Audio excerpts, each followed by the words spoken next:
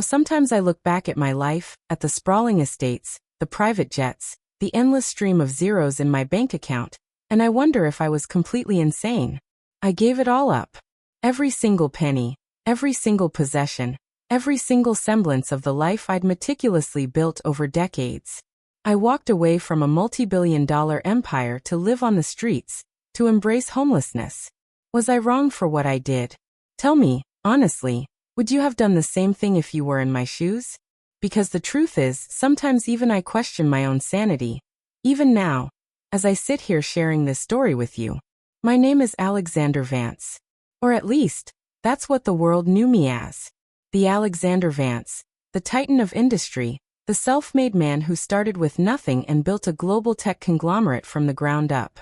My childhood was a stark contrast to the opulence I later commanded. I grew up in a small, forgotten town. In a house that always seemed to be one step away from crumbling. My parents worked tirelessly, yet we barely scraped by. I remember the hunger pangs, the threadbare clothes, the quiet desperation in my mother's eyes. Those early years imprinted a deep-seated desire within me to never experience that kind of scarcity again. It fueled me, drove me with an almost maniacal intensity. I excelled in school, devoured every book I could get my hands on, and saw technology as my escape, my golden ticket out of poverty.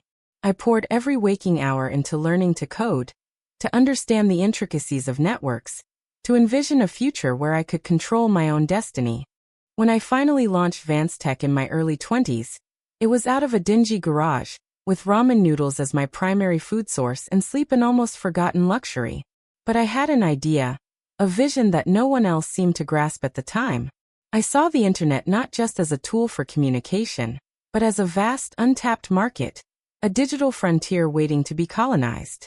And I was determined to be one of its pioneers. The first few years were a brutal grind. Countless rejections, near bankruptcies, and moments of utter despair where I questioned everything. But I persisted. I learned from every failure, adapted, innovated, and slowly, painstakingly, Vance Tech began to gain traction. We developed software that revolutionized data management, then moved into AI, then sustainable energy solutions. Each success begot another, and before I knew it, I was no longer struggling. I was soaring. The company went public, and my net worth skyrocketed. I became a billionaire, then a multi-billionaire. My name was synonymous with innovation, with success, with the very embodiment of the American dream. My life transformed beyond recognition. I bought a sprawling mansion in the Hamptons, a penthouse in Manhattan, a private island in the Caribbean. My garage housed a fleet of luxury cars. My hangars held private jets. I had a personal chef, a team of assistants, bodyguards, and a public relations team dedicated to curating my image. I dined at Michelin-starred restaurants, attended exclusive parties, and rubbed shoulders with world leaders and celebrities. On paper, I had everything a man could ever desire. The boy who once knew hunger now had an abundance that bordered on obscene. But somewhere along the way, amidst the dazzling glow of my success, a subtle shift began to occur within me. The initial thrill of acquiring wealth gradually faded, replaced by a strange, unsettling emptiness. The joy I once derived from building and innovating was overshadowed by the relentless pressure to maintain, to expand, to outperform.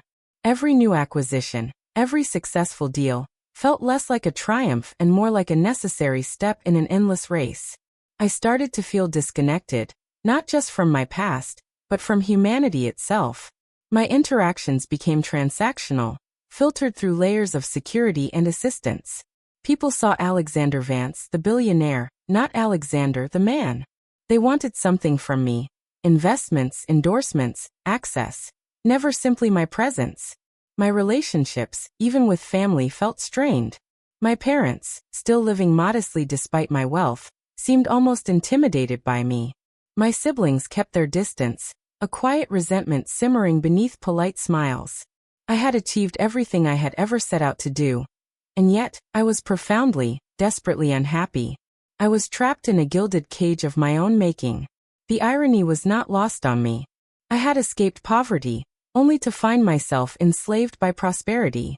The turning point wasn't a single event, but a slow, insidious erosion of my soul. I remember one particularly lavish party I hosted. Champagne flowed like water, famous musicians performed, and the guest list was a who's who of the global elite. Yet amidst all the glittering extravagance, I felt utterly alone. I watched the faces around me, saw the manufactured smiles, the vacant eyes, the superficial conversations, and a profound sense of disgust washed over me. This wasn't life. It was a performance. And I was the lead actor, trapped in a role I no longer wanted to play. I started to question the very foundations of my existence. What was the purpose of all this wealth, this power, if it only served to isolate me, to numb me, to strip away my humanity? I began to fantasize about a different life, a simpler life, a life where I wasn't defined by my bank account. The idea, at first, was a fleeting, whimsical thought, easily dismissed as the musings of an overstressed executive. But it gnawed at me, growing stronger with each passing day. What if I just walked away? What if I shed everything that had become my burden and started anew? The thought was terrifying, exhilarating, and utterly liberating all at once. My advisors, my board, my lawyers, they all thought I was having a mental breakdown when I first floated the idea. "Alexander, you're a multi-billionaire. You can't just give it all away," they exclaimed, their faces a mixture of horror and disbelief. But I had made up my mind. I was tired of the charade, tired of the endless pursuit of more. I wanted to feel something real again, to connect with the world in a way that wasn't mediated by money. I wanted to remember what it felt like to be a human being, not just a brand. The process of divestment was complex, a bureaucratic nightmare that took months. I set up a foundation, transferring the vast majority of my fortune to various charitable causes, focusing on poverty alleviation, education, and environmental conservation. I ensured my employees were taken care of, creating substantial trusts and severance packages. I sold my properties, my cars, my private jets. Every item, every luxury, every symbol of my former life was systematically liquidated. The only thing I kept was a small backpack with a few changes of clothes, a toothbrush, and a worn copy of Marcus Aurelius's Meditations. My family's reaction was a mixture of concern and outright anger. My siblings accused me of being irresponsible, of abandoning my responsibilities. My parents, bless their hearts, just looked at me with a profound sadness, as if I had somehow failed them by giving away the very thing they had worked so hard to ensure I never lacked. They couldn't understand, and perhaps I couldn't fully explain it to them in a way that made sense. How do you tell someone that the greatest gift you could give yourself was to lose everything? So that's the situation I was in, and I had to make a choice. Before I tell you what happened next, I want you to pause and comment below what you would have done in my shoes. Would you have dared to leave everything behind? Or would the comfort and security of billions have been too strong a pull? The day I walked out of my penthouse for the last time, with just my backpack and the clothes on my back, was surreal. No bodyguards, no chauffeur, no assistants clearing my path. Just me, stepping out onto the bustling streets of New York City, a ghost in my own former life. The initial days were a shock to my system. The anonymity was both terrifying and liberating. No one recognized me. I was just another face in the crowd, invisible, unremarkable. I had to learn everything from scratch. How to find food, where to sleep, how to navigate a world that had always been meticulously managed for me. The first night I spent on a park bench, the concrete cold beneath me, the sounds of the city a constant, jarring symphony. I was overwhelmed by a potent cocktail of fear, exhilaration, and regret. Had I truly lost my mind? Was this some elaborate, self-inflicted punishment? But as the days turned into weeks, something profound began to happen. I met people I would have never encountered in my former life. The homeless community, often invisible to the privileged eye, became my new family. There was Sarah, a former teacher who lost everything after a devastating illness, who shared her last piece of bread with me. There was John, a Vietnam veteran, who taught me how to find the safest spots to sleep and where to get a decent cheap meal. We shared stories, laughter, and tears. There was a raw, unfiltered honesty to these interactions that had been completely absent from my life as a billionaire. There was no pretense, no agenda, just genuine human connection born out of shared vulnerability. I learned about resilience, about resourcefulness, about the incredible strength of the human spirit in the face of unimaginable hardship. I learned to appreciate the simplest things: a warm cup of coffee, a dry place to sleep, a kind word from a stranger. The constant hum of anxiety that had plagued me for decades slowly began to dissipate. I was no longer chasing quarterly reports, market trends, or the approval of investors. My focus shifted to the immediate present. Where would my next meal come from? How would I stay warm tonight? These were fundamental, primal concerns, and addressing them brought a clarity and purpose that my billions never could. There were moments of immense struggle, of course. The hunger was real, the cold was biting, and the constant threat of danger was a stark reality. I faced judgment, disdain, and indifference from passers-by, often mirroring the very attitudes I myself had held towards the homeless when I was at the top. It was a harsh, humbling lesson in empathy. But through it all, I found a sense of peace, a profound connection to myself and to the world around me that had been absent for so long. I realized that my wealth had not only isolated me from others, but from my own true self. It had created a false identity, a persona that overshadowed the real me.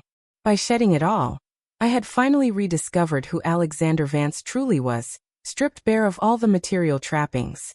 I started volunteering at local shelters, using the skills I had as a problem solver and organizer to help improve conditions, to advocate for the rights of the homeless. I found purpose in helping others, in using my experiences to make a tangible difference in the lives of those whose society had forgotten.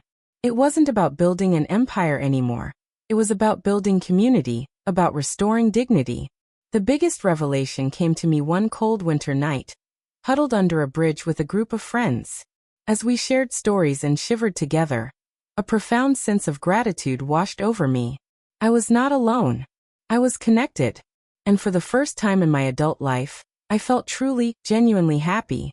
Not the fleeting, superficial happiness that came from a successful deal or a new luxury item, but a deep, abiding contentment that stemmed from within. I had found my freedom not in acquiring everything, but in releasing it all. My past life as a billionaire now felt like a distant dream, a gilded prison I had thankfully escaped. I no longer yearned for the comfort, the power, or the prestige. What I had gained in its place was infinitely more valuable: my humanity, my empathy, and a profound understanding of what truly matters in life. My journey isn't over. I continue to live simply, to advocate for the marginalized, and to share my story whenever I can. I may not have billions in the bank, but I am richer than I ever was. I have purpose, connection, and a deep appreciation for the beauty and resilience of the human spirit. The decision to give up everything was terrifying, but it was also the most courageous and ultimately, the most rewarding choice I have ever made. I lost a fortune, but I found myself. So what do you think? Was I crazy to give up everything? Do you believe I made the right choice? I hope my story makes you think about what truly defines a rich life. If you found yourself questioning your own priorities while listening to this, please like this video, subscribe for more stories that challenge the conventional, and share your final thoughts on this whole mess in the comments section below. I'll see you all in the next story.